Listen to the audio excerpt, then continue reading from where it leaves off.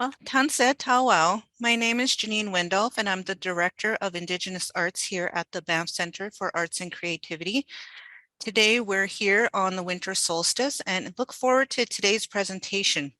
So just as a little background, our special guest today I have met long time ago, I think maybe over 10, 15 years ago when I was running Miss Spawn, a celebration of Indigenous filmmaking. I was pleased to meet and connect with Marjorie. And so that was my first experience into hosting events and hosting guests. And I remember we had some lovely dim sum, but what I remember taking away from that meeting was that I was able to connect with someone who paved the way for Indigenous filmmakers in general, and even just recently reminded me how important it is to think of the next generation. And so I'm really looking forward to today's presentation. And first, I just also wanted to acknowledge that I'm joining from Treaty 7, Banff, Alberta. And what I wanted to share was just to highlight Sacred Guardian Buffalo Mountain. This mountain is often known as Tunnel Mountain by general tourists, but the space that we're hosting from here is sacred gathering place of Indigenous peoples from around Turtle Island and continues to be a gathering place for people around the world. So with that, I'd love Marjorie to come join on screen and don't want to waste any time. Give space for the presentation on this lovely winter solstice. Thank you for joining, everyone. Hello, Nancy from Duck Lake, Homeland of Métis. I'm Métis from Manitoba originally, and I call myself an artivist these days because the form of storytelling and change takes different expressions over the course of my life. So, which I'm going to share some of them with you today. Um, it's solstice today, and I want to wish you a beautiful, loving, safe time of winter with your family and friends in the celebration time, and let the dark become light. That is what it's about. This is the longest night of the year or the shortest day, whichever way you look at it. And it's a time to let the light in and to connect with your home fire, your inner flame. That's that winter solstice is a time we're going inward and to move towards light, and we figure out what we don't want to take into the next season during that winter time. And traditionally that time is also the storytelling time when a lot of the sacred stories and the picture stories are told, teach us how to be good humans. So in that energy that we're in right now, I offer you my stories today and my some poetry because I'm writing right now. That's the form that my work is taking. And I also have the world premiere of 6 short little videos that I've made about harm reduction, and I'll talk a little bit more about that in a minute. But to start with, I want to honor you as artists and storytellers and whoever else is here, but it's mostly for the artists. I want to read this poem. I love you. I love you for your fierce truth, for the fight and healing you breathe in your walk, for all the times you have cried in your room alone, for everything that is happening right now, for everything that you have wept and screamed for all the ways you voice fierce art, fierce medicine, for being voice despite how many times they told you to make it something else. Say it another way. Be more discreet, despite how soft you had already spoken it. And you stood there, speaking truth to power, to voice, to unsilence the waters, unsilence the fire, to comfort the discomforted and discomfort the comforted. You stood there with shaky voice and trembling hands, eyes full of water on fire. You spoke it despite it all. You said it, you wrote it, you painted it, you filmed it, you danced it, you sculpted it, you framed it, you carved it, you wired it, you built it over and over. You spoke it with your hands while you doubted it, while you feared it, while you questioned it, while you mourned it, while you prayed it, while you kneeled and cried when no one was looking. You embraced the medicine to create another song, another place, another home for us, to live another justice, another face, another name, another borderless impossibility you brought into the possible. I love you for this mirror. You are my mirror I was born to see. You are my mirror I was born to remember. You are my mirror I was born to scream with, cry with, laugh with, dance with, remember dreams while awake with. I love you for your fierce creation, all of you that are and aren't like me, you that fall inside of this and outside of me, and remember you, to remember we are never alone in this struggle, in this moment where all the oppression and all the justice, all the universe just moves in sacred motion, and we move with it, with all the parts carved in our DNA, in our souls, waiting for the next movement.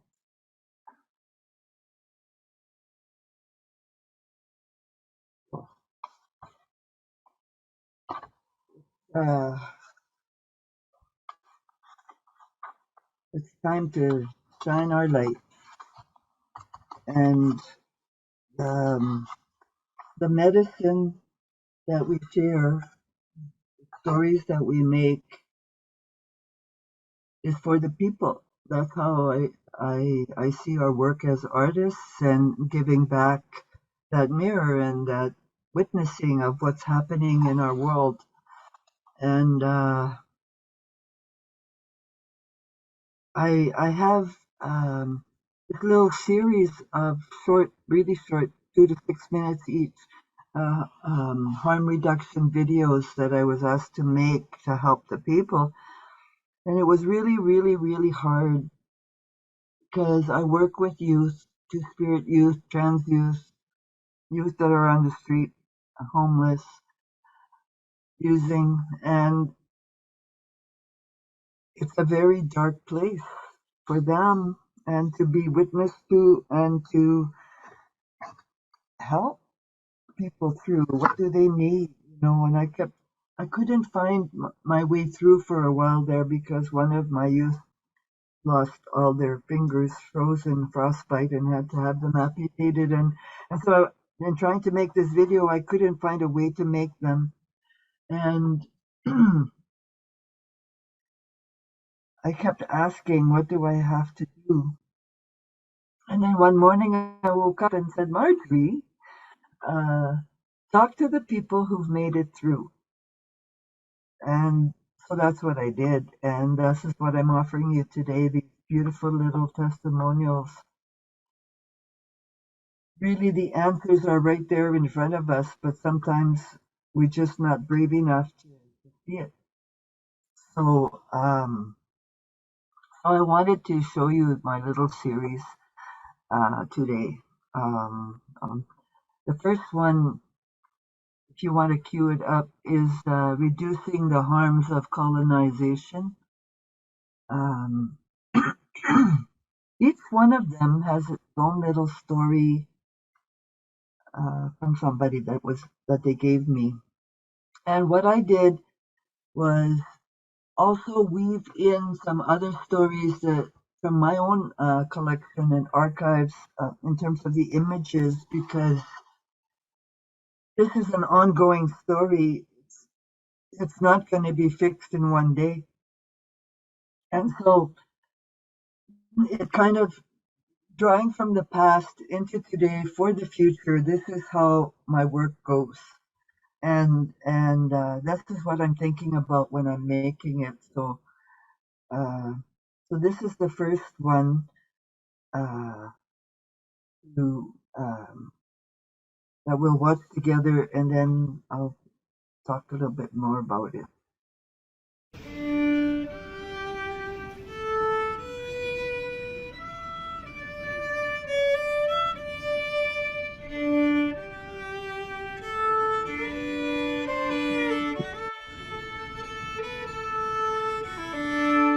The priest took us from our homes as kids. That's never going to change anything. That's not going to bring back our heritage or whatever they took from us. It doesn't mean we're broken, but it is going to leave a long-term effect. But some of us try and find, but there is that piece that's missing. And I felt like growing up, I was lost as a kid. I was always going from home to home. Like, why is our teachings leaving us? Why can't we find any supports to go for just like a regular sweat? Like, we used to have that just every so often, like 10 years ago. You can turn the corner, oh, you want to come to a sweat? Now these days, it's very often you get offered to go to a sweat or a ceremony or a Sundance. Like, where's all our ways gone? The number one thing I would change is like keeping the kids with the native kids with the parents. I wouldn't let that go anymore, of our kids getting taken.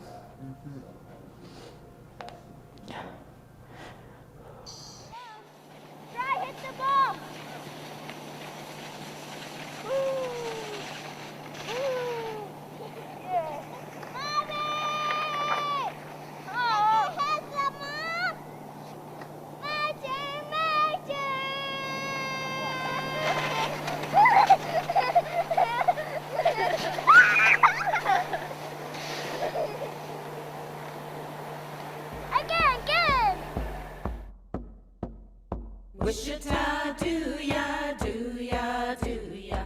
Wishita do ya, do.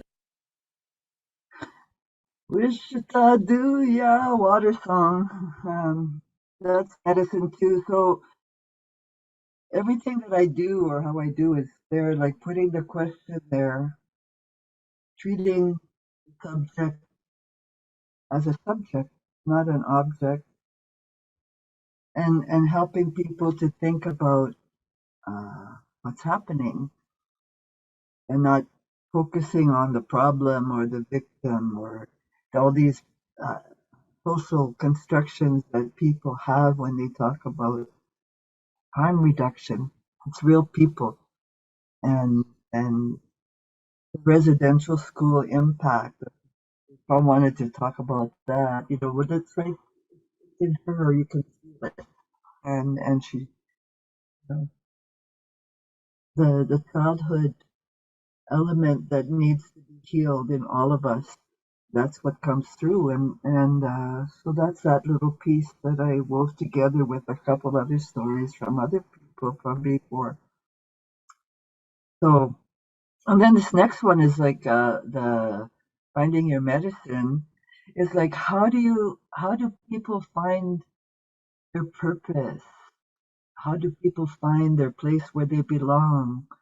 How do people find ceremony? These are the questions that people have to have. These are the things people need to heal. And that's harm reduction. So this is one beautiful little piece about that. My name given to me by the Haudenosaunee is Gajichinunas, and it means she likes to pick wildflowers.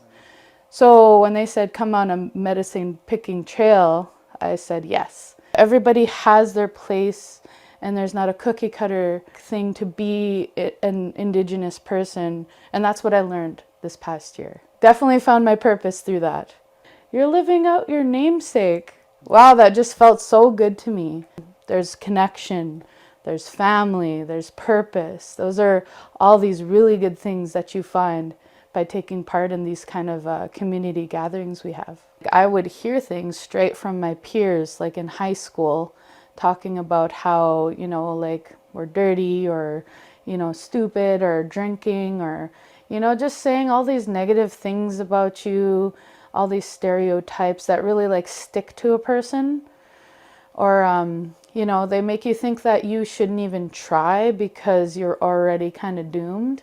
When somebody says something to you like, well, all people like you do this. And you're like, okay, but it'll stay there and it'll mess with you over time.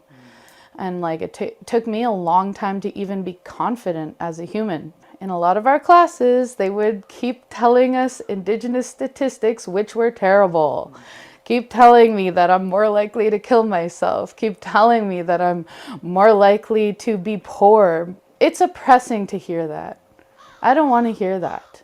I want to hear good things. I'm sick of hearing negative things because it just perpetuates more negative energy. And like even working in healing, I know that now.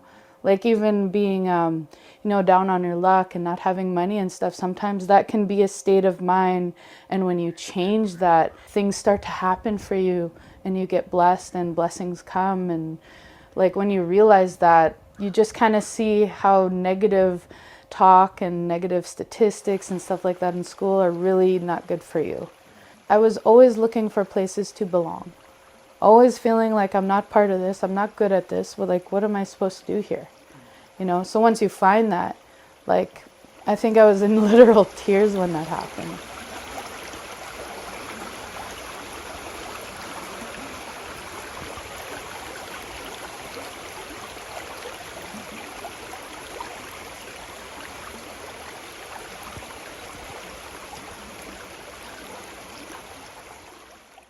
So that is how it goes. Just one little thing can turn a person right around, and you don't know what it's going to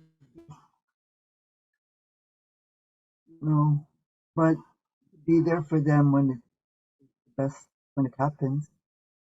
And the next one, hashtag hope. This is from one of the youth uh, working helping people on the street with Choke Cherry Studio, where we do art and activism and share stories with each other. And it's like a peer support through art and creating their lives together. And this little witnessing is a story that Delano tells us about how he learned what he knows. He's an old soul and a great storyteller, so I'll let him speak. You know, a thing that we have to realize is that people change, people evolve, right? Yeah, and you know, it's unfair to judge someone's based on like their past, right? Trying to reestablish culture, right? Because last summer when we did the drumming at the park there at Pleasant Hill, right? Like we did it in the evenings, and families would be there with their kids, you know, and other people, you know, in the neighborhood would be listening, and being able to bring at least some of these practices back, right? Such as smudging or, you know, drumming, right? It helps, you know, it helps a lot of the people out here who may not have access to even transportation. I guess the best thing would be able to offer knowledge to a lot of the people here in the city, right? For example, like roles in our communities, right? Like the women's roles were, the men's roles were, like the old peoples, the two-spirited peoples. Like each and every one of us had our roles. For so long, we had our own rites of passage with each stage, right? The biggest thing is ultimately giving the land back and being able to hunt, because when we hunt, we provide for our kinship, right? Yeah, it's but definitely with that relationship with the land is key. Me koe sattuu no sipe antaa sisting taasimsa. Anoska kiska tapuki me ana no mitsunno. Te wakska kuno sonia. Today, we are capable of living off the land. The land can provide for us. It is money that is distracting us. I myself have learned to live without money. I have learned to live off the land. O piek pikskuista mague kattolis kago. Mistä tama totoa. Tässä on miskä nuutnema matsunno. This feather here can pray for us. It has cried many times in the past for us. This feather can also bring us to healing. Haangaki aatti mun muuta. Paga mesti tom nakin kauno ta muita atsimo anki koi. Utang kana itti. Mui masnai. He kohti ku ittuaan, nuo kumagentik. Ta kuapa tsittaa ko muuta mamtuni istikan gasti. Minu omskista wakaja ja apsittaa. Minu omitta wakaja. Minu tapsittaa koe. Koisti tapsittaa minu he. Ikata takskatta maramaki koi kammajatta. Yksistä kois muhtia. I have learned how to keep the teachings in my mind. I do not need to write them down. It is important to develop our human faculties and learn how to use these gifts properly. In order to stand tall, we must heal ourselves and learn to protect ourselves from harm. I remember being about 9 to 10 years old. I was in North Battleford. There was me, my brother, and my dad. And my dad picked us up for our taekwondo practice, right? And we're walking down the street, and this old man comes up to us. He's an old brown guy, right? Real wrinkly skin, big ears, big nose, right? White hair and everything. And he greets my dad. My dad introduces us, and I guess he's to me he would be my chapan, right? So in Cree that means my great grandparents, right? And he shook our hand. He had a big smile and everything. And then him and my dad were talking for a bit. And me and my brother were playing. And after that, right, that old man asked my dad for some money. And without hesitation, my dad brings out his wallet. And he brings out the first bill he sees and just gives it to him. I can't remember if it was like a $10 or $20 bill. Right, but after that, he shook our hands and we went our separate ways, right? And then on the car ride back home, I was sitting in the front seat. My dad was telling me about him. And the thing was that old man, he would have, like, even though a lot of people viewed that old man as like the town drunk, right? Like he would always be drinking and everything. To my dad, he was more than that. My dad saw more than the alcoholism. My dad seen him as a mentor, actually, because I guess when my dad was a teenager, and there's that age when young men have to be in Oskapios, my dad would actually go to that old man and ask for guidance. He was a mentor, because when this old man, on the days when he wasn't drinking, when he was sober, he would go to these ceremonies. And even though that old man, he didn't hold any titles or did any like important roles of these ceremonies, he still sat with the old men, right? But he still had a lot of knowledge, and my dad would go to him and ask for this knowledge. So to my dad, he was his mentor growing up, and a lot of those teachings, they've been passed down to me, right? Like those teachings still live on. I think that we right now should be more focused and spend our time and energy on our communities. There's going to become a time where maybe the only thing that we can rely on is our teachings. I think there's going to become a time when we can only rely on our prayers, on our ceremonies.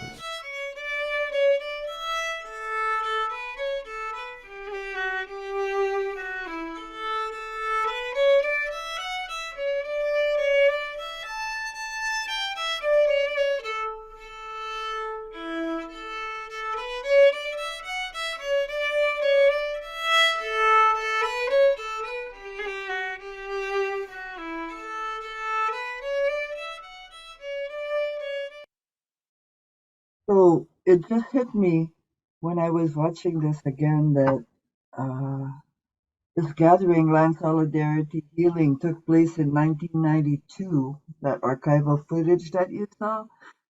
And all the elders that were there, that were speaking and teaching, they passed on already.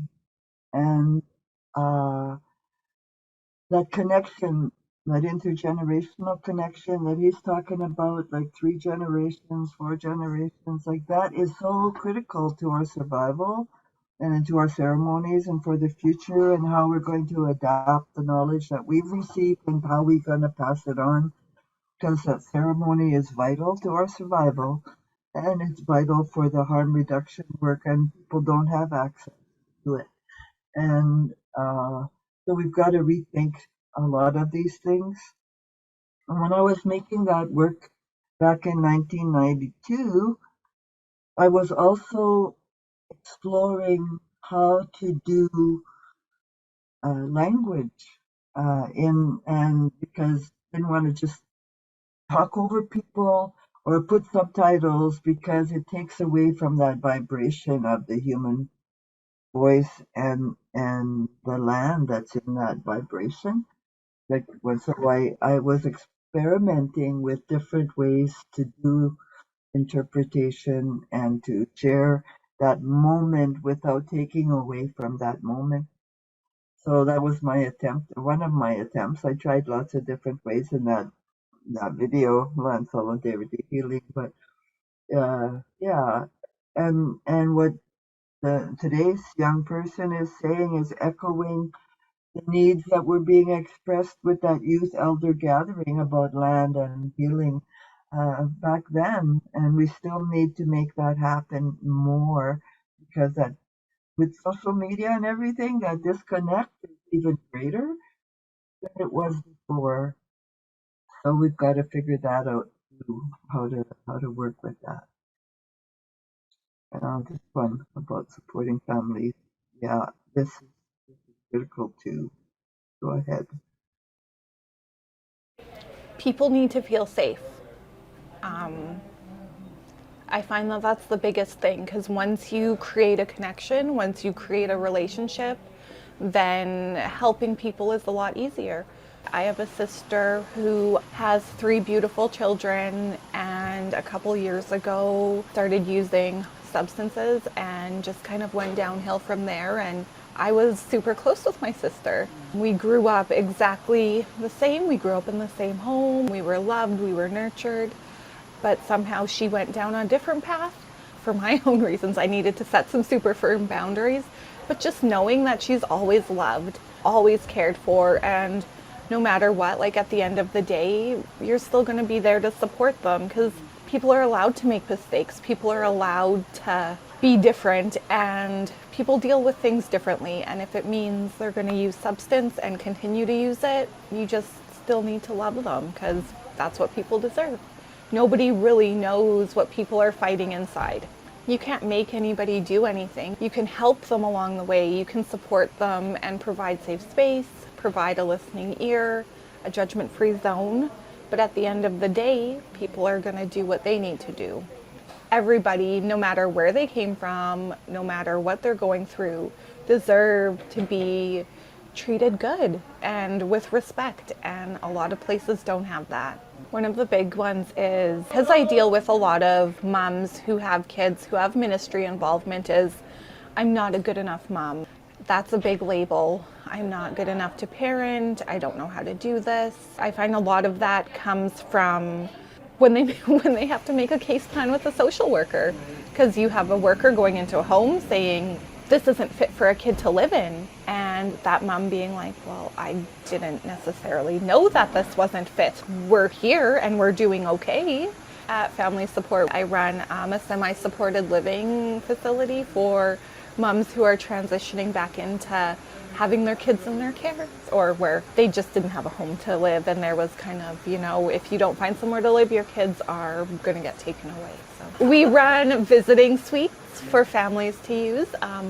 We are a little bit different, as we don't turn away those harder to work with families. We have a lot of families who are banned from other visiting suites who we get to support, and we haven't had any problems. Like, it's been great. We just get to let our families connect with their kids in a safe space and a judgment-free zone, and let them cuddle for 2 hours. And we run a diaper and formula program that is strictly run off donations. Parents don't have to tell us why they need diapers or why they need formula.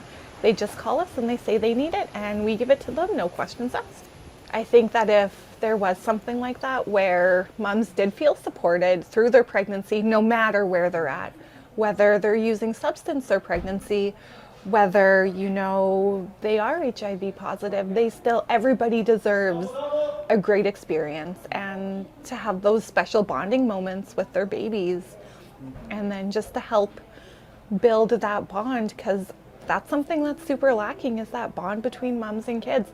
And it is so freaking hard. That's what's going to create a successful human one day, is knowing from the second they were born that they were loved, that they're cared for, that they're safe and secure.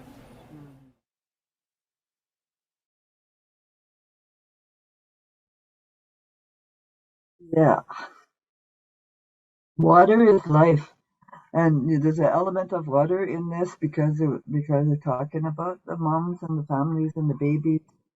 And I know that, like, the video is fragmented. It's not supposed to be that water was flowing. I mean, when there's something in the playback or something that broke, but it kind of works because that flow of life is broken in so many ways by the systems that we're in. And so the image actually works if I don't think about it as a tech problem. Think, well, the spirits are working on this thing. Whatever's happening is happening for a reason, and that's how I also. It's not supposed to be broken, but maybe the next time you watch it, it'll be flowing.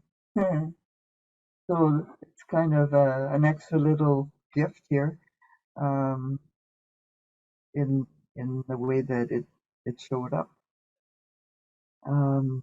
The next video, harm reduction 101, those images are from another project that I did at Commonweal with street workers, and some people are upset about the image that's shown here, but about the drug use. But I think that, well, you can let me know what you think. But it's part of the reality that people are not talking about and addressing because of fear and the way things go down in our communities. So I'm putting it there for people to see and for people to let it in. Thank you. Harm reduction is about letting go of the shame and helping that person grow within themselves. If they're in active use, sometimes it's just being there and building that relationship where there's no expectations. Building a relationship is basically the first step, because there's been so many instances of people building relationships with the wrong people here, and that really deeply hurts them, and sometimes it puts them even further back into addiction, or it makes it more difficult to be around this community and get help. But it's a lot of advocating, because a lot of people don't have voices here, or they've been beaten down too much. Most people, a lot of my family members included, have had horrible experiences with Hospitals, obviously residential school was a big one. Anything in healthcare, they just get kind of pushed to the side because, oh, whatever, they're addicts. They can wait. So basically what keeps them down is the systemic racism present in all of the systems around us. Rehabilitation is rarely linear, you know, sobriety isn't straightforward. It's not 12 steps, it's 2 steps, fall back, 2 steps, so take a break, maybe eventually get there or find a different way. Either way, it's exploring the options, all options, instead of just pigeonholing them into, oh, hey, let's get you housed. Working within the confines of their own life is something that I really try and work towards and really try to remember, especially when I get that feeling that I failed them, but I didn't. To be honest, it's mostly their own work. I am just honestly a vehicle to, we're not miracle workers, which some people believe, but damn, do we try hard to try and get as many people housed as possible. If I had all the power and money in the world, I'd probably try and do a couple of units like that, or do ultimately, honestly, the real dream is having a little like ranch style area for people to kind of be within nature and also go through traditional healing, or maybe go foraging or hunting, regardless if their status or not. Being within the land and working on the land is very, very important.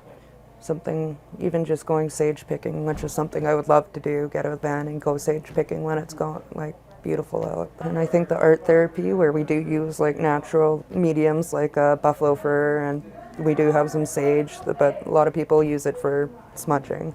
Smudging is a big way that we connect with the land here, which like when we have sweetgrass or when we have sage, everyone wants to smudge.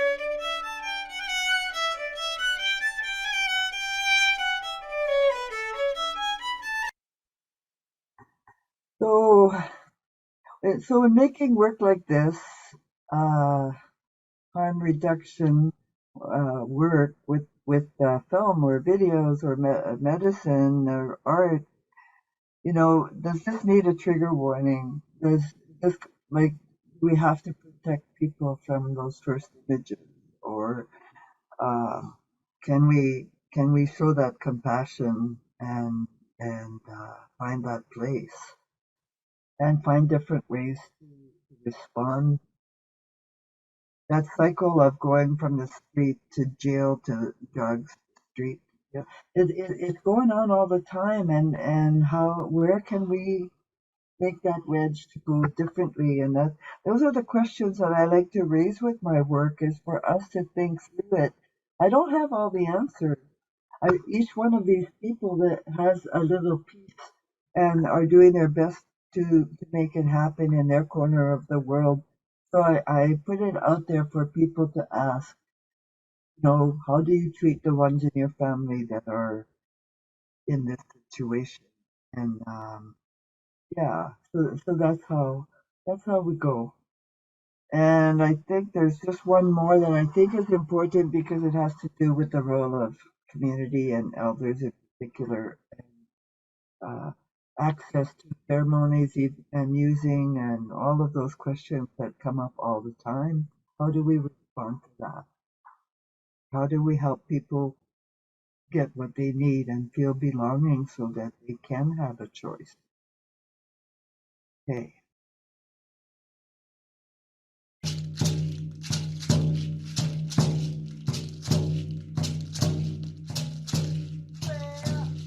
You know, when people feel like they're a part of a community, they're going to take responsibility for what's happening to themselves and the community as a whole. But if they don't belong here, they don't feel like they belong here, then what reason is there for them to get better or to heal? Because when you feel lost, that's exactly it.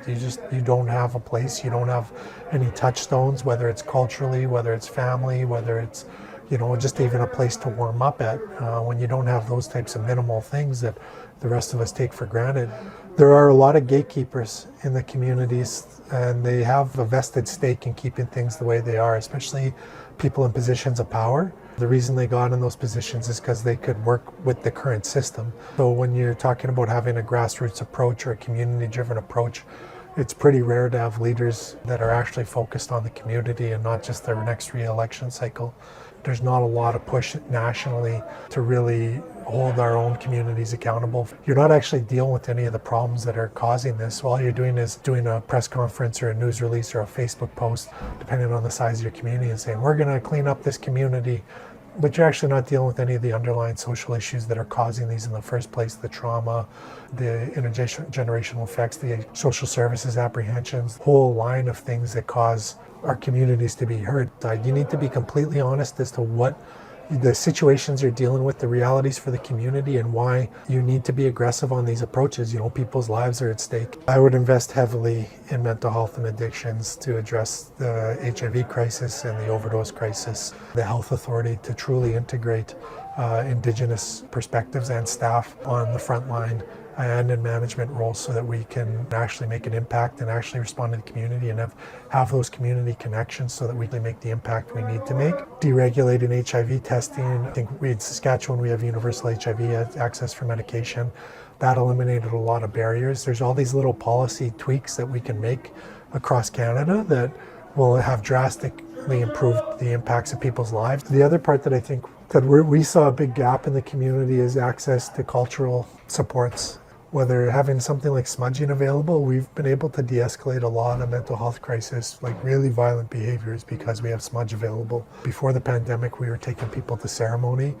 That was really good for helping stabilize people because that reconnection and making it open access has been really good.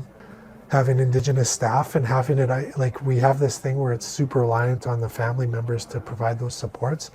We need organizations to step up, hire Indigenous, hire people from the community so that they're integrated in staff. And I don't just mean on like a janitorial position, although that's great too. I mean like throughout the organization so that people's family members have a place to go, because family can only do so much. Everybody needs that professional help, and having a place that they can refer to that's trusted in the community is really key so that they at least know they're going to be safe if family can't do all those things. And we see it across the whole sector. Everybody's getting burnt out. Everybody's stretched to really thin. And so I think when we're looking at this going forward, we need to make sure that agencies are set up for success with our community and challenge those. We're going to have some hard discussions. I've been to many community meetings where somebody says, well, I'm an elder and this isn't our way, traditional, but they still have a lot of those outdated views on homosexuality, on trans issues, on Two-Spirit, on harm reduction, and I try to provide them the education. I'm not just going to let you hold this up because you view yourself as the gatekeeper when our community's dying. If you're truly an elder, you're going to be trying to help our community and elevate it rather than just saying, no, we don't support those people anymore. That's harm reduction in a nutshell, is we're providing choices for people. We're asking for their consent before we do something, so I want to make sure they have all the information. They're going to make a choice. Whatever the consequences of that choice are, the implications of that choice, they have to live with them, not me.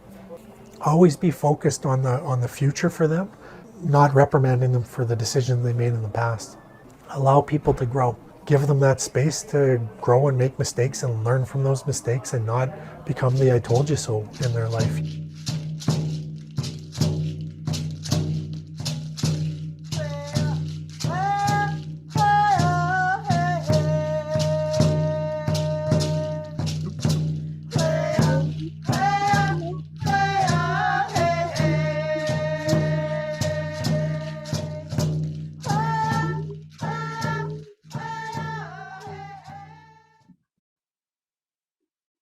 So that's that song for HIV/AIDS that we made in another art-based project, Mimingwa Masunate, Butterfly Patterns of Light. Again, I used art as the medicine, and we created video and song and things from together to help the people. That's what we do.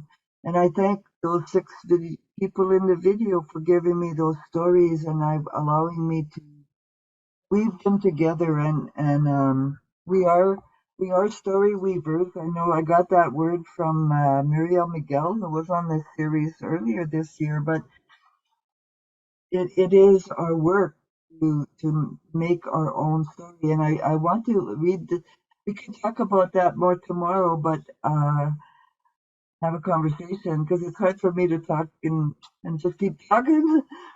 So I'm going to read you a poem, just a short poem to end this off, and put it in your mind for tomorrow. See what dreams you will weave. First woman is Grandmother Spider. She birthed herself from the dark void. She birthed herself from the dark void. It took a long, long time, for she had nothing to work with except the power of her own thought. She dreamed her thought into substance,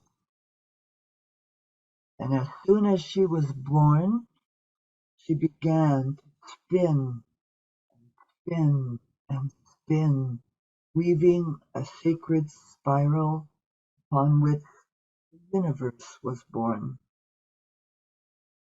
So let's all be story weavers.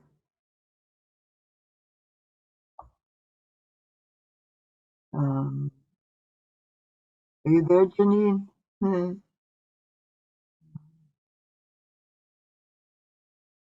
Yeah, I'm here just listening. Yeah. Well, no, this I is a don't real. have, I don't have anything else to say right now. Oh, well then, you know what? I think that's the perfect time to wrap down on that beautiful note and poem. And, I want to thank you for giving the sneak peek to your work, your videos, and having those conversations that not many feel comfortable with, because our next generation needs to hear it, need to normalize these conversations. And the best way to do it is with a beautiful smudge in this transitionary day. And we'll continue the conversation tomorrow. So, I'll welcome everyone to come back tomorrow.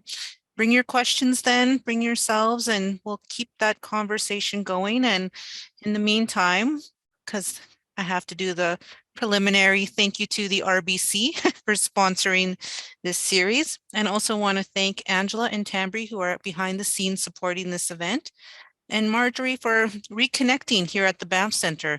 I know last time was Miss Spawn celebration of Indigenous filmmaking, which feels so long ago. I think it was Métis Rose we screened back then. Yeah, that's right. That's where I am in Métis Rose's house. Yeah, it's a full circle here. There's lots of different pathways that we can talk about tomorrow too for how we go about this work. I thank everybody that's here because I know it's a busy time of year, but I guess because it's cold outside, there's people who do on Christmas, would appreciate a solstice time to reflect. I guess that's what I'm doing. And thank you for being here for my world premiere. Wonderful. Well, thank you all, and thank you all for joining us. Please come back tomorrow. And yeah, in the meantime, stay warm, whatever you do on this wonderful night. I know I'm got my elk meatloaf in the oven, the potatoes roasting, and going to spend some time with my loved ones. So yeah, thank you for setting the tone for the day. Okay, thanks everybody. Have Bye, a good everyone. night.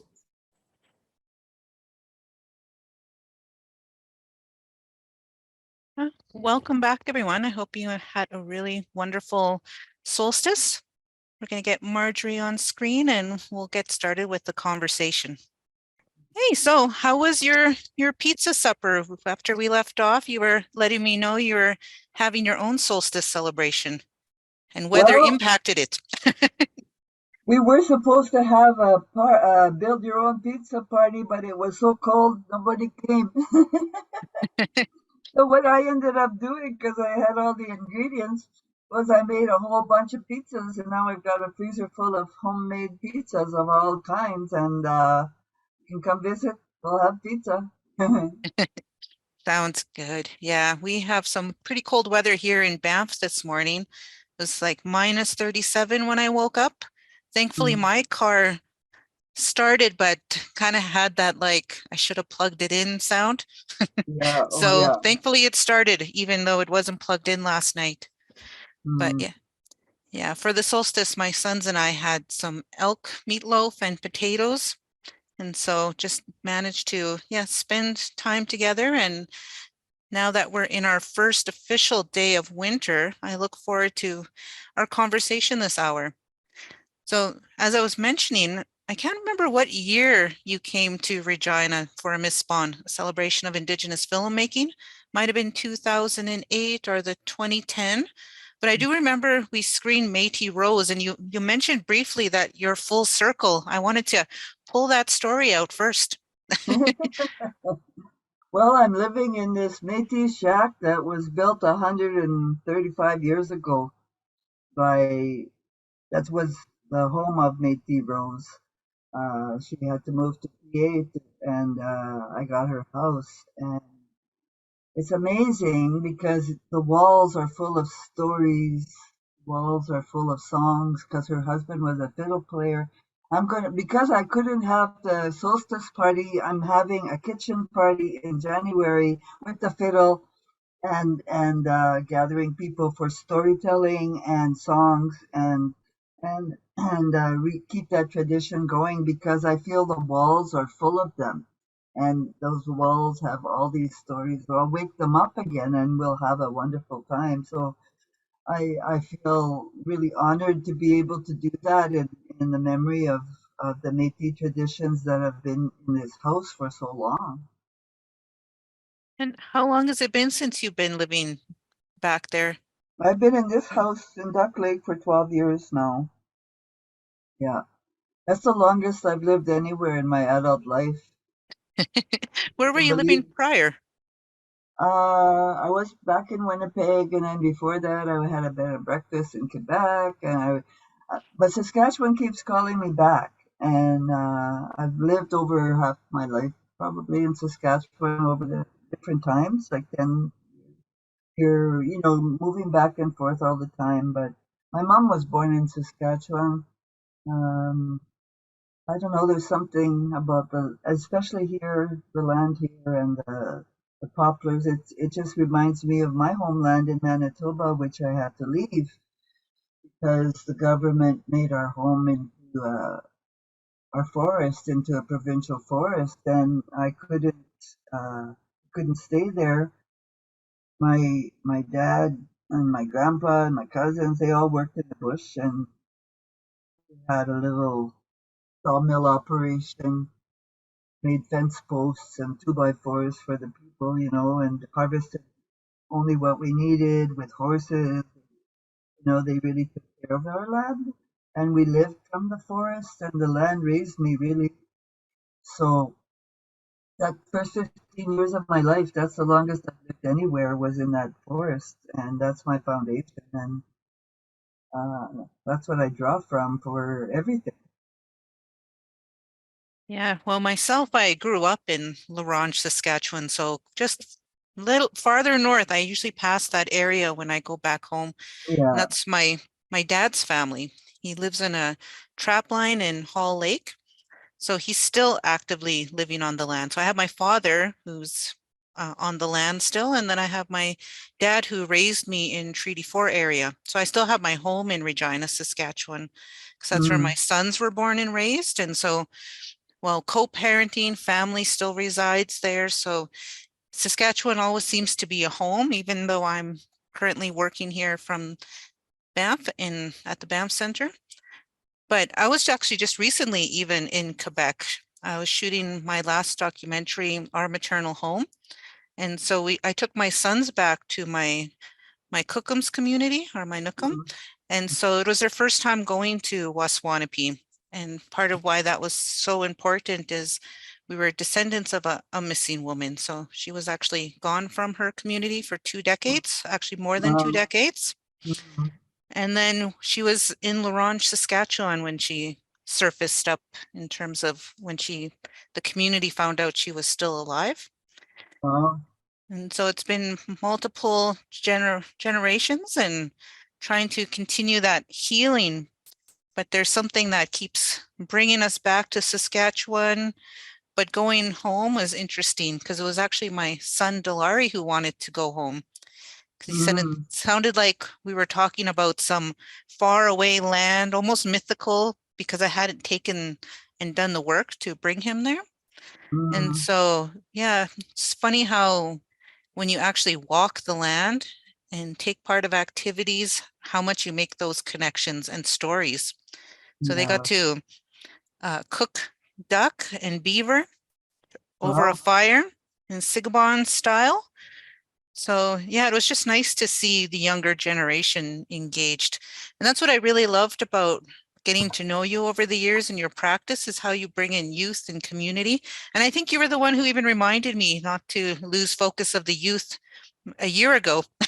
So I wanted to hold that in, share a little bit of what I was doing, but also talk a little bit about how important the youth are, because I feel like it comes up in all of the projects, the themes, and even in the reminders you've shared my way over the years.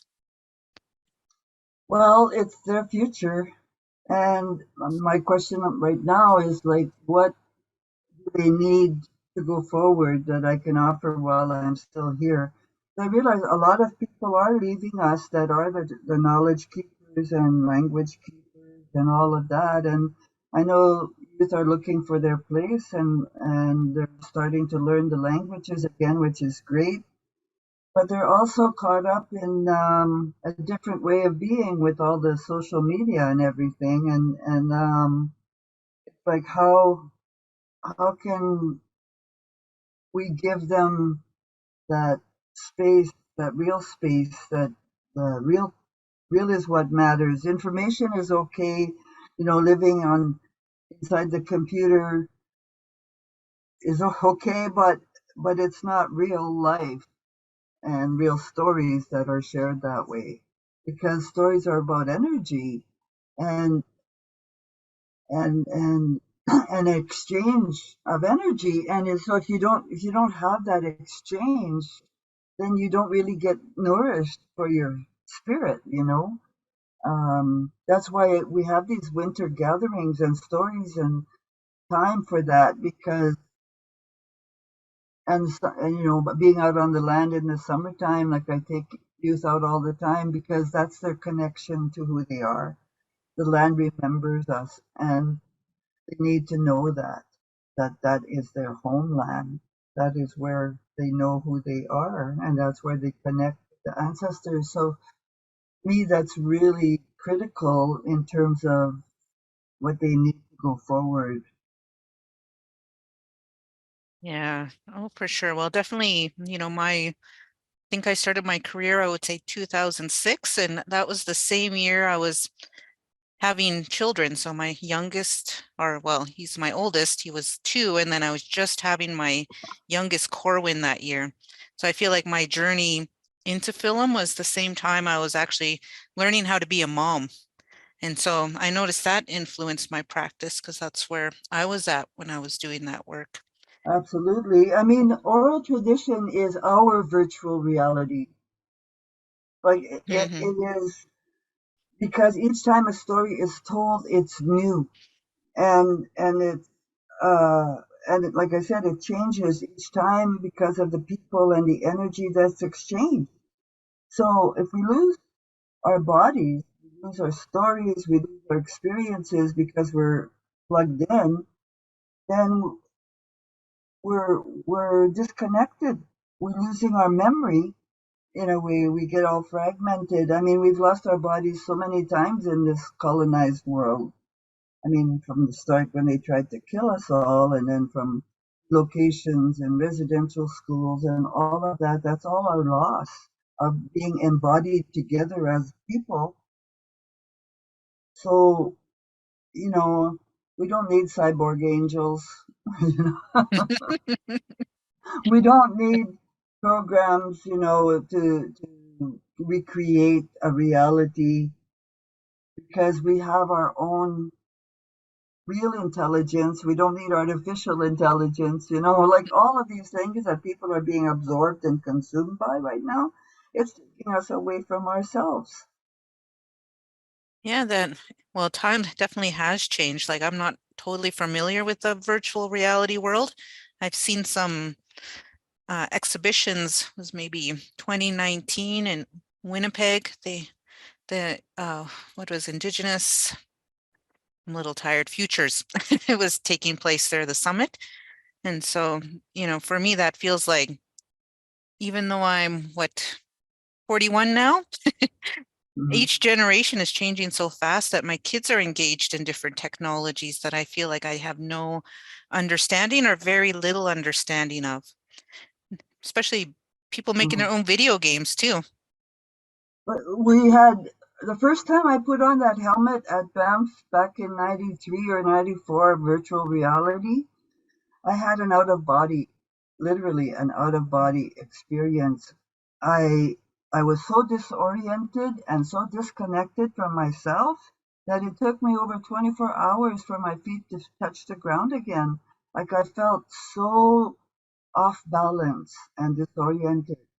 Now, even with the new, it's evolved the technology and everything, but those virtual worlds, uh, they're not real. And I tried a couple of them when I was at the Imaginative a couple years ago, and again, I just didn't connect. I didn't feel connected at all. So it was like, why are we doing this? I think if it was really creating a world that you could enter and to understand something that you don't know, um, it could maybe help some people. I know I've seen stories of somebody going to Paris because they couldn't go and they always dreamt they wanted to go and that type of thing. But there's that interface between the user and the space that it's still a solitary thing. Mhm. But Yeah. it's not my thing anyway. I know some people are excited about it, but I think we should go with it very carefully because real is what matters, and this has to matter. Yes, oh, for sure. I think we have to have those conversations, which is what I actually really loved about your presentation. Is you're very comfortable having the conversations that are often deemed uncomfortable, but so important to have. As for your career, how important was that to be able to foster these conversations that people tended to shy away from or avoid completely? Well, I'm not mainstream. You know, it's like, who do we make our work for? And I try to put stories out there that matter, and it's what we're living. I feel like I'm a witness to what's going on, and it's my job as a artist, storyteller, to help people see things differently or to question what they're seeing and to maybe create possibility from what we're living. And that's what I'm always trying to do is put the questions out there. I don't have answers all the time, but I don't it's not the answer that's important, it's the question and leaving room for people to think about it in their own way. Like what I learned about the oral tradition and some of the principles of oral storytelling is a good story. What's a good story? A good story is a story that leaves room for your story. Mhm. And in Hollywood, they want you to leave yourself at the door. They ask for the willful suspension of disbelief. That's how they taught us in film school, that you enter their story. But really, in our way, you let the story enter you, Mhm. and then it transforms you, and you engage with it, and that energy that's exchanged in when the storyteller leaves room for you in the story. That is like a fundamental principle of our storytelling. Mhm. Yeah, that embodiment, definitely. Speaking Yeah, of, oh, go ahead. and the exchange. Yeah, reciprocity, which I heard you say in our pre tech check here. Yeah, well, that's Yeah. important to me. I mean, giving back, reciprocity. If you're going to take like take a story, you can't just keep it. You got to give back and transform it in some way that can help the people. Yeah, I would say too, once a film's out there or ideas out there, it takes a life of its own. I can all have these best plans. This is where it's going to screen. This is how it's going to go. This is where it's going to go online. But the reality is, you never know where your films and stories will go once you put it in that format. So I've always been surprised how sometimes things come full circle. Someone maybe watched something that I totally forgot about. Our things become irrelevant, or not irrelevant, but they're time casted. So, I feel like that story was meant for that time. Mm, And then years passed, and then, some of those things have along the way. For example, when I did the Regina Indian Industrial School, the urgency was to get it protected. Then that film was shared out, and then eventually there was protection, both municipal and provincial. So then mm, people watching it, that it's a new story now. It's more like maintenance and upkeep and what do we do now that we have it? So, that's not on film. That's just where it is at in terms of the conversations. But, mm-hmm. I also wanted to fold in because I got my chat up here. And so I see we have a question. So I also want to encourage anybody who has any questions.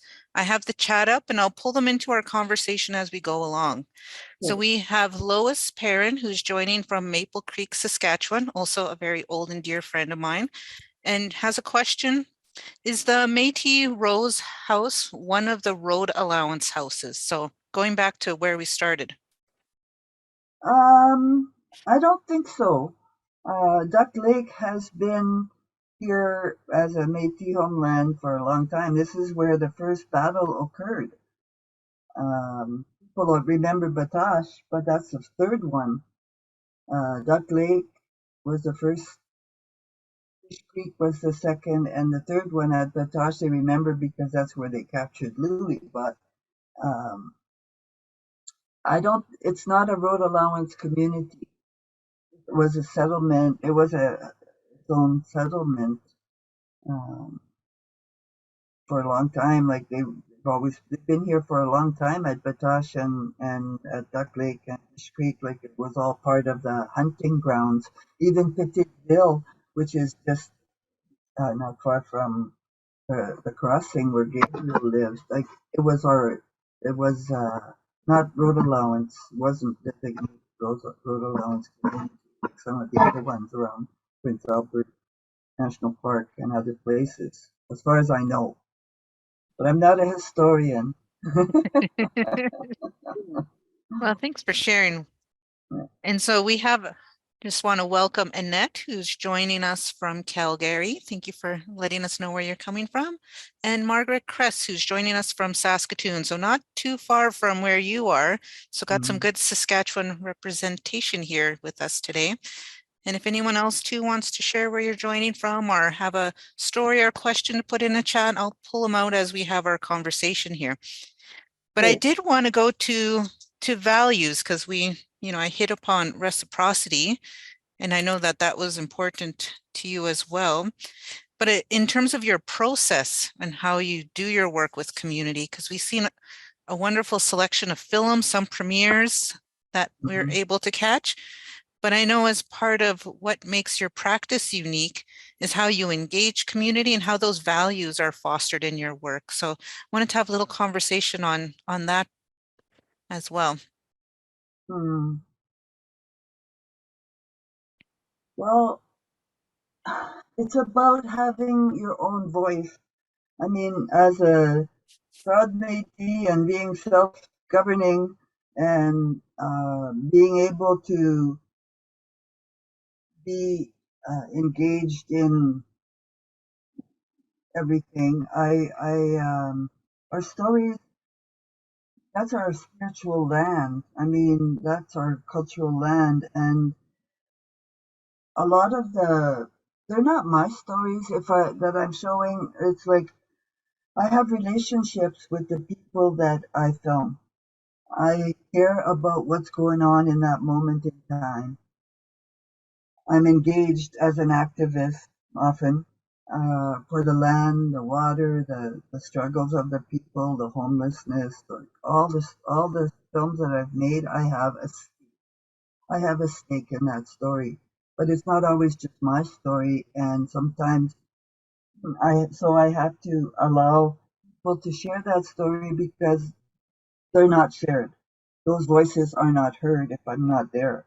Like, so I use whatever skills I have to collect that and make sure that it doesn't just disappear.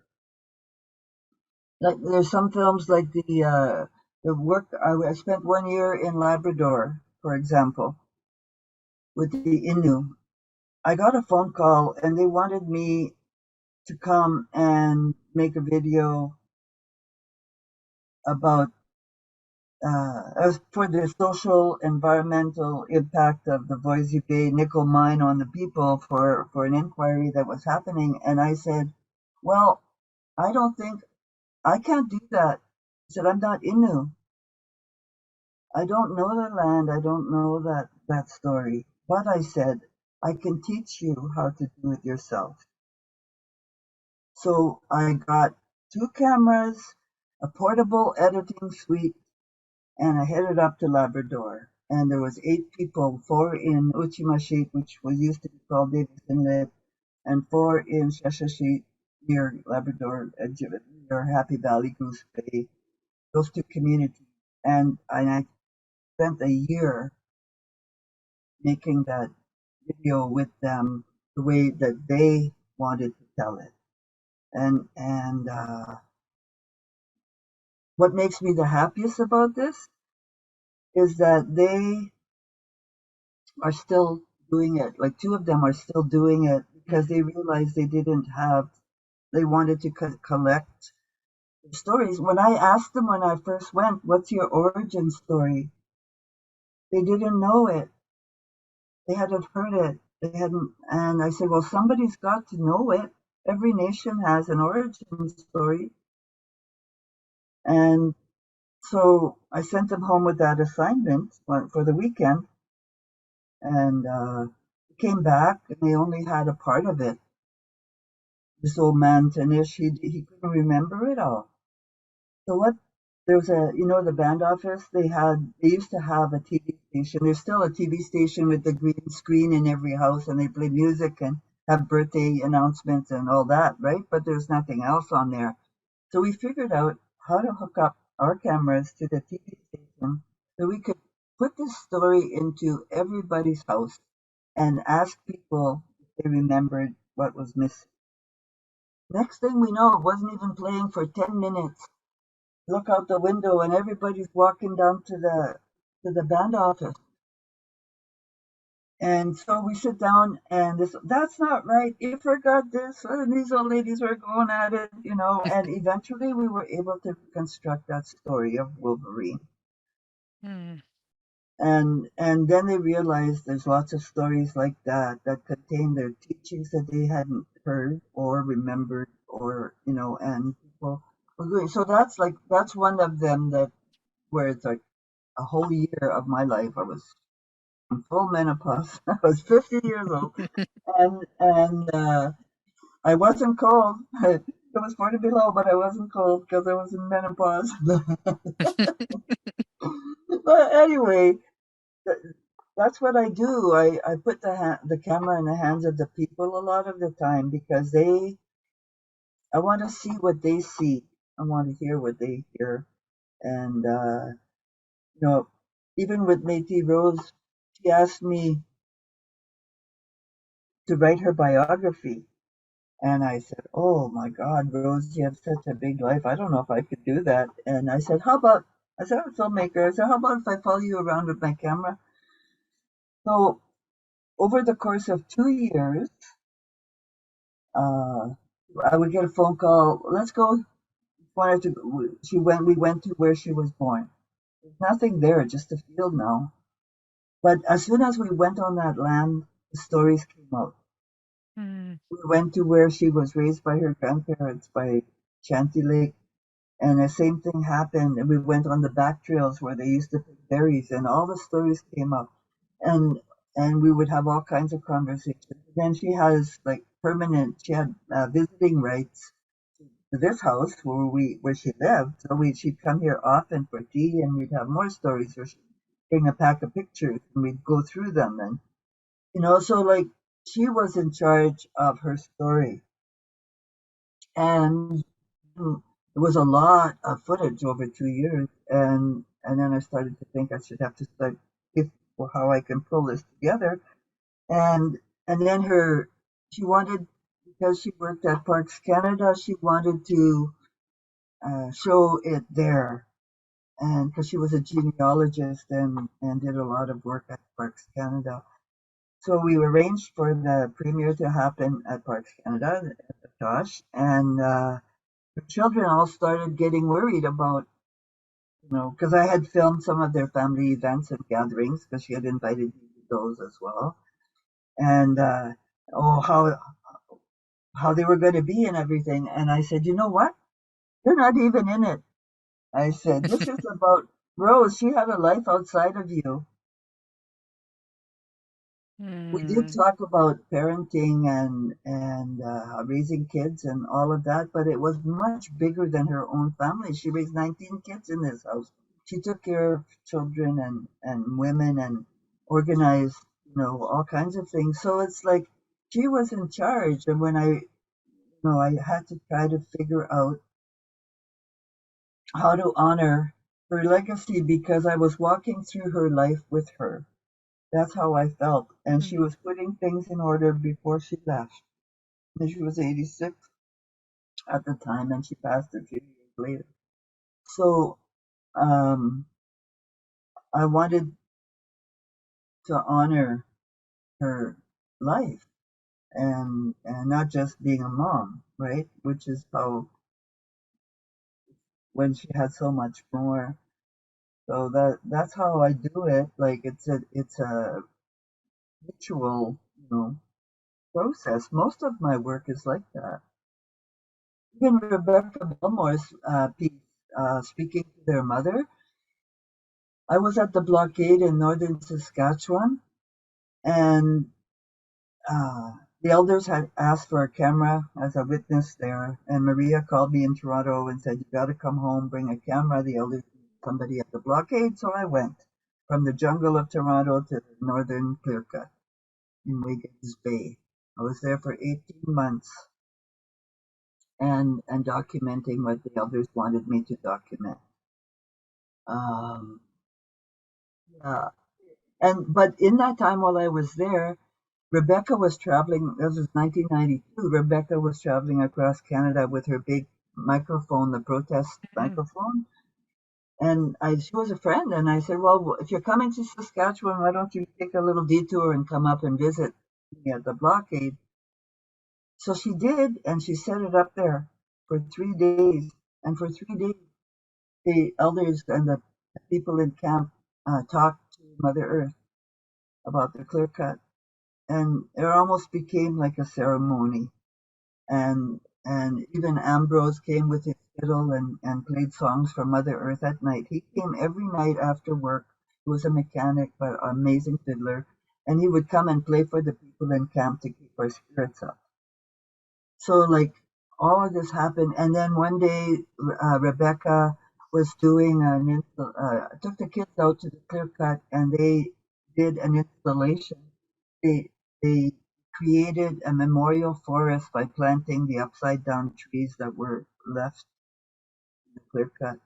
At the end of the day, I went down with my camera to see what they had made, and I sat down and talked with Rebecca and one of the kids there that had worked with her about what they did.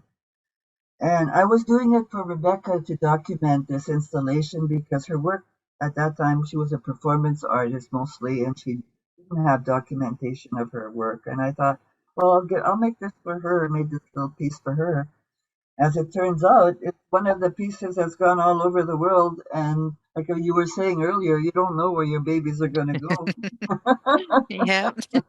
They went out there and You know, I get royalties every year still for that little piece that I made for my friend.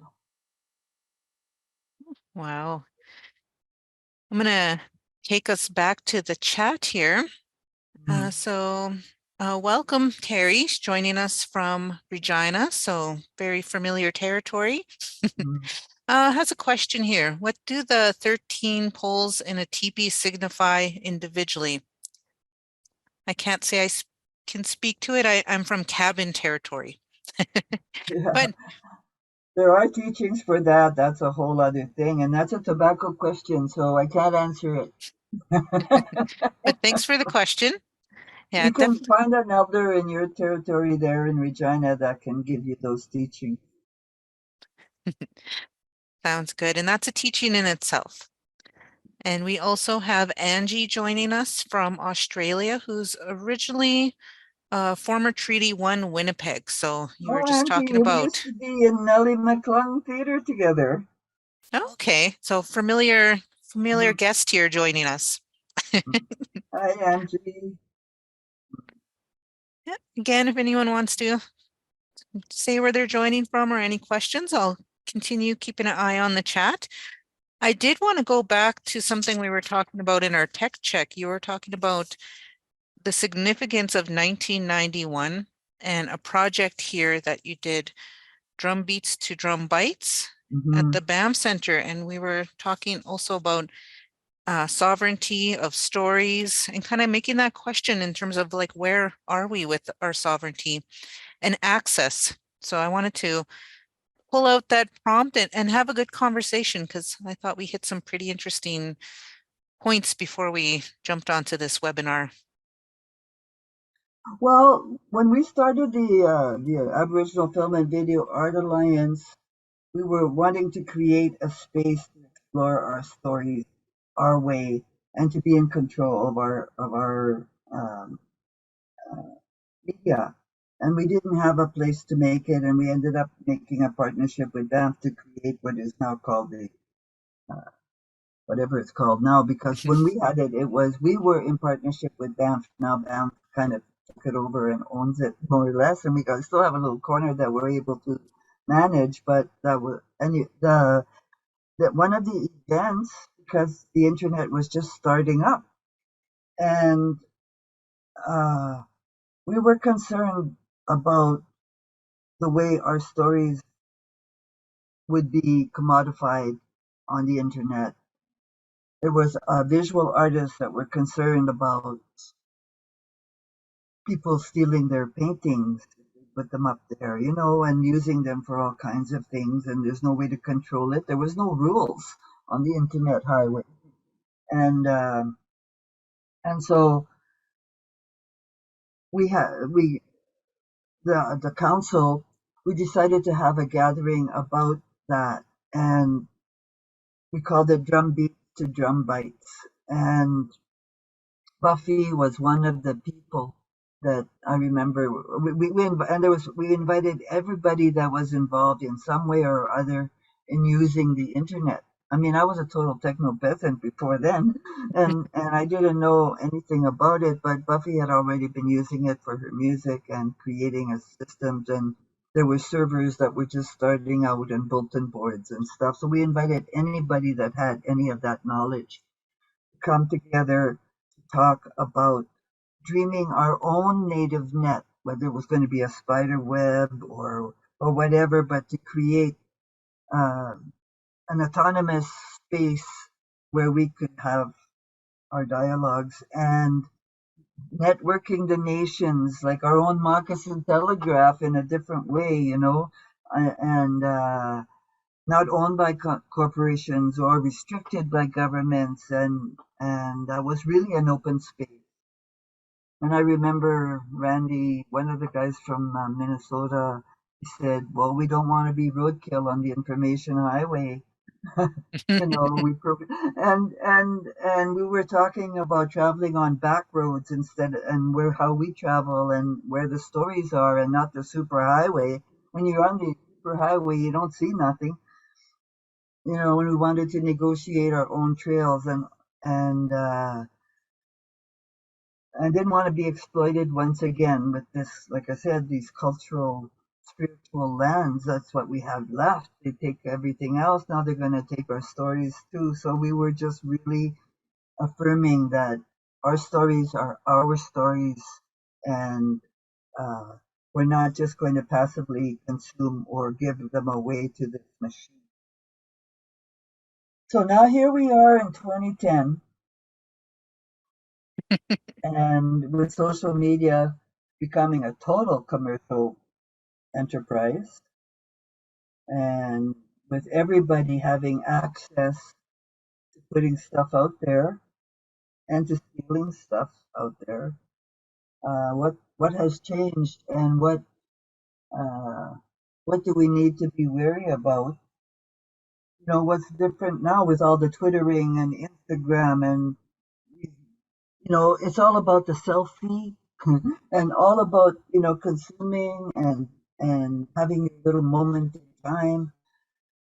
So I said, well, what do we do? What do the youth need? And what, again, it's always for me, it's like, is this really going to be our future? And so how do we balance that out? And then the other piece that we were talking about was, what happens to the stories that we've made? Like, this, all the stuff that I've made is not accessible except on the internet right now with digitization. And the original files, tapes, all of that are sitting in a bin in my house, and this is our history. How will people access it? What if I die tomorrow? Who's going to take care of it? Where can we put it? These are still questions that are coming up again in terms of this digital age that keeps changing. Technology and access is really not access, and you have to pay for everything. And I have to pay to access my own work if I, what, like, there's weird. Yeah, and we were also talking about, well, sovereignty, but responsibility, like who should be the keeper of these files. And, even myself, I was saying, I have all these DVs that I can't even watch from my own prior practice before we moved into digital format. And so even you were talking about beta, you couldn't find a beta to be able to access in the archives. So, I mean, it's getting harder and harder to go back to these files, but the responsibility to steward and share, I know we were just asking the questions, but yeah, I thought I'd bring that into this conversation. Well, yeah, I mean, I'm sure every single person online right now has stuff in their house that they can't watch or read because the computers technologies change, the DVDs, the VHS, all of those things have changed. Like, what are you doing with your own personal archives and family archives, and how are you going to pass them on? Floppy disks and CDs and all of that, they're almost obsolete already. What are we going to do? I challenge the young ones out there with the technological knowledge to create something, and also for having our own. Again, I don't want to give it to institutions where you have to pay to get it back, or you can't have access if you're not part of them. We need our own protected, safe space where we can put the physical things. Look at how long it takes to repatriate from museums. It's going to be the same thing with our stories. So we don't want to have to do that for the future. Yeah. Yeah. So I think, that's one of those conversations that we need to start having, because especially with the amount of information we have, because I know back in the day when you had 24 to 36 ability to take pictures and then you don't know how they're going to turn out, versus now on a phone, you can have hundreds and hundreds of images and they all feel valuable. So we were talking about hesitating with the cloud, computer, hard drive. So, the complexity in terms of data management, just even since I was younger versus today, reflecting those mediums? I say print your pictures out, they'll last longer. Look at how long they last in the archives and in like a lot of all of our history was since photography started in the early 1900s, 1890, late 1890s. We still have those pictures. That's Yeah. over 100, and like we won't have that. Your children won't have that. Your grandchildren won't have that if we don't do something that they can access, know how to access, or where to access their history. Mm-hmm. So the challenge is there. I think you challenged us all to take a little more thought in what we can do. So Yeah. anybody in there listening, you also have some thoughts? Go ahead and share. And I'm going to take us back to the chat. So we have Shelley, who's a Cree Métis Mohawk, joining Oh, us from really? BC. You know Shelley? Yeah. And question she offers is wondering about the background story. Is the circle always safe? Which mentions is the first exposure to your work. Oh, yeah. Hmm. Of course it is because the ancestors take care of it. But um, I wrote that uh, when people had when we were starting out with it's a poem I wrote. I forget when we were doing sharing circles with all kinds of different people, and what makes our way of being together different than other kinds of meetings. And there's sharing circles and teaching circles, different circles. But I wanted to let people know that the circle isn't about presenting information or leaders. It's about sharing our stories and how we do that to help each other and support each other. And so I wrote that poem as a way to do that. And then I included it in different bundles that I made to help people for HIV and for the medicine wheel for the Indian Act and different things over the years. Because it also seemed to help non-Indigenous people participate in the story without dominating. Hmm. Yeah, thank you for the question, Shelley. And speaking of which, going back to poems, you did read some poems yesterday, and something's going to be published. Did you want to share the upcoming work and when people can access it? Oh, sure. Want to plug? Well, 5 years. The COVID, like I said, I helped everybody to reflect on things and to look around and to what's important in your life. And also, I'm getting older. On my 70th birthday, I got a equal justice residency in Santa Fe. And my whole life has been about justice in some way, shape, or form, and a lot of different movements that I've been involved with and everything. So I had two big tubfuls, again, archives, but two big tubfuls of my own personal journals, film stuff, posters, buttons, all the protests that I participated in, just like all this stuff. And I thought, I don't want anybody else going through my stuff after I'm gone. Especially not my journals, because they were the safe place that I had to vent and to release a lot of my anger at the systems that I was ranting and railing against. And so I took all these journals, put them in the back of my car. I drove down to Santa Fe and went through them. I had 6 weeks there. I went through them and I realized I had written a lot of poetry in there that I'd never shared with anybody. And I had also some reflections about what was going on, not just vomit or, releasing, but I actually had some insights about things, the women's movement, the art movement, different things that I was part of. And so I started to pull those out and And then once I've gone through, and then the covers of my journals were a story in themselves. It was like I started out with little scribblers, and then as I valued myself over the years, I started to get nicer journals and nicer, and so like, I look at all these covers, so I saved the covers and I put them in a box and back in the bin. And I thought I'm going to make something with these. And I saved a couple of pages that were kind of colorful because I used different colored pens that sometimes like I was celebrating or, exploring in my journal. And so I saved some of those pages, little drawings. And then on my 70th birthday, my actual birthday, I had a ceremony, sweat, and I also had a fire and I burned all my journals. And it was so liberating.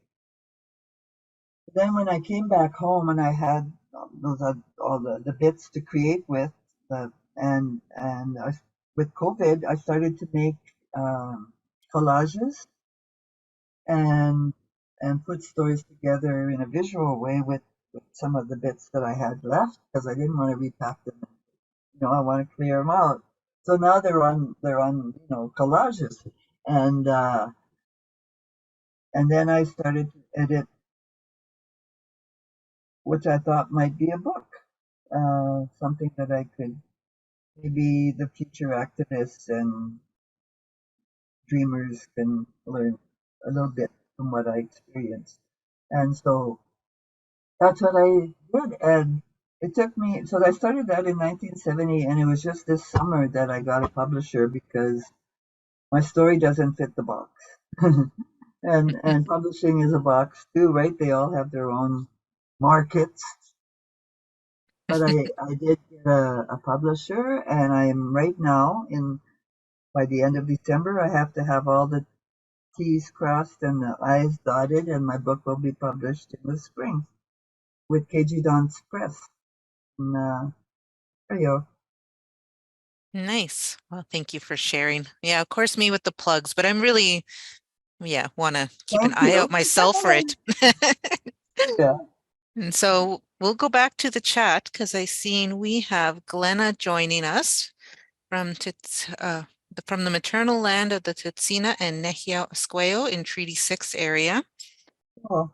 And so, welcome. And let's see. So we got 9 minutes left. I seen our prompt, so that's good. This conversation actually has been going pretty fast. I know, eh? Once I get going, you can't shut me up, yeah. Well, I think the same's for me too, once I get talking, but doing a lot of listening here. And so, I was just thinking about, what were some of the challenges when you first started making film? Because I did acknowledge in my time that a lot of the things that I was benefiting from as a young Indigenous filmmaker were very much some of the things that you were helping pave the way when you started your career. And I thought if you can reflect on that and to how you see things now, because, how would you say we progressed since you started your career? Well, there's definitely a lot more access. I mean, I was 40 when I went to film school, and it was a very industrial white boy world. And we did not have filmmakers. I didn't know any Indigenous filmmakers except Alanis and Maria and Will that had done, and Willie Dunn that did work at the film board during the Challenge for Change series, and then Alanis stayed on. But other than that, we didn't have our own media. That was before APTN. We were applying with the Alliance. That's why we organized. When I came out of film school, there was nobody that I could go to, no place that I could go to get access to the equipment even. And the artist-run centers weren't that user-friendly if you didn't fit their perception of what a professional artist was. I'm a community-based producer. I have never called myself a professional artist because that's not all I do. And so it was really hard to even get access to equipment in those places at that time. We've learned a little bit since then, but it's like, and also when I tried to make a feature film with Loretta and Maria, they didn't accept our formula for storytelling, and we didn't want to fit it into theirs because we didn't want to make a horror film. We wanted to tell a story of transformation. But so these were always fighting for access to the space and to the production. Now we've got our own screen office. There was no Canada Council Indigenous programs. I had to go and make those spaces for and in Saskatchewan Arts Board too, we wrote policy for us and programs and all of the arts councils, like there was nothing. So I put up my idea and not a professional artist to the Canada Council before the media arts jury would say, what is, amateur, So now we have places where our work is valued by us and we can create the way we want to. And I'm also very, very happy to see that finally the young ones that are coming up are learning language and are telling stories in our languages across the land, and the form of the stories are not always the Hollywood form. And it's like we're not going to make it in Hollywood, people. They don't want us. Like they want us only when it makes them look good, but really we need us creating our own path. And for a while, like people had access, and then they went the industry way, or they went, whatever. But now I'm seeing people wanting more, and the young people realize that they want more, and so it's it warms my heart. Like I say, you're the future I've been waiting for, to the young ones. I can die now, because you're there to continue. Yeah. Well, we're got 4 minutes left, so I want to give you a big Tiniki Miigwech. Thank you for your time and sharing, and just over the years being someone I can look to who's paved the way, but also coming back full circle and meeting me on this winter solstice and first day of winter. It's actually my favorite day of the year, although people wonder why. It's cold, but just this year it seems to be a little extra cold. So it's been nice to share in conversation. So might be cold out there, but my heart is warm. I'm glad. You can come inside our stories. We can come inside each other's stories and warm ourselves up. Yes, and also big thank you to everybody who's joined us. We got a big thank you from Jennifer, Elwood, Jimmy. Oh, Louise also gave us some thanks for the webinars. Thank you all for being here. Jocelyn, thank you everyone for joining us today. And again, I have to always say thank you to the RBC, but also to let everyone know in February, we will have Ian Couson, Indigenous composer, who will be joining us for the next conversation. Oh, Margaret says thank you as well, and Annette. Hey, Janine, thank you for making a virtual fire that we can gather around the solstice time. This is what it's about. We know the fire that to gather around, and so keep your home fires going over the holidays and tell lots of stories this winter so that we can remember who we are. Yes, and big thank you to Margaret and Angie for joining us as well. And I want to make sure I give a big thank you to Angela, who's been doing our tech behind the scenes, and Tambry, who does the logistics to bring us all together. You don't see them on screen, but they're with us now as part of our circle and a big part of the team. So with that, we got another big thank you from Shelley. So we'll wind down our series, and just big thank you. And stay warm, everyone. Love you. Yeah, big love.